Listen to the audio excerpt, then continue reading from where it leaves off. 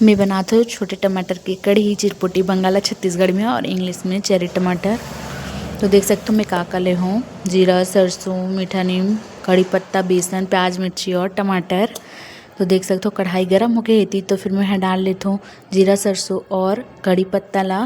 फिर बाद में मेथी डालूँ, मेथी हल्का से भुंजा जाए तब फिर मैं प्याज और मिर्ची डालूँ, है ना। उसके बाद प्याज मिर्ची ला अच्छा से मिक्स कर लेना है, फिर थोड़ा से भूंज लेना है ला। उसके बाद मैं डालूँ टमाटर ला भी मैं अच्छा से मिक्स कर लूँ, है ना। उसके बाद मैं टमाटर ला ढक के भूंजूँ थोड़ा से।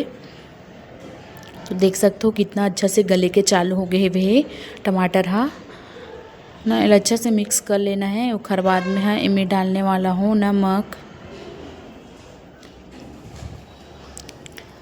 डालने के बाद मैं अच्छा से दाल गला के मैं घोट लेता हूँ, है ना, ताकि बड़े टुकड़ा मत रहे टमाटर के। फिर मैं डाल रही हूँ हल्दी और पिसी धनिया। अगर आप मन ला पिसी मिर्ची भी पसंद हुई या फिर ज़्यादा तीखा खाते हो तो अपन पिसी मिर्ची डाल सकते हो। फिर अच्छा से मिक्स कर लेना है ना, देख सकते हो। उसके बाद अच्छा से मिक्स हो गए और टमाटर भी अच्छा से गल गए तो फिर मैं डाल लेता हूँ पानी, 1.5 गिलास जितना पानी डाले हूँ मैं यहाँ।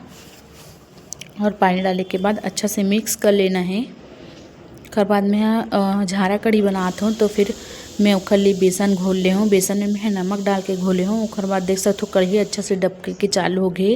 कढ़ी अच्छा से डबकी तभी डालना है फल ला, देख सकते हो। ऐसी झारा में मैं करके डाले हूँ। आप मन डुबकी कढ़ी भी डाल सकते हो, मतलब छोटे छोटे भजिया टाइप के बना के भी डाल सकते हो।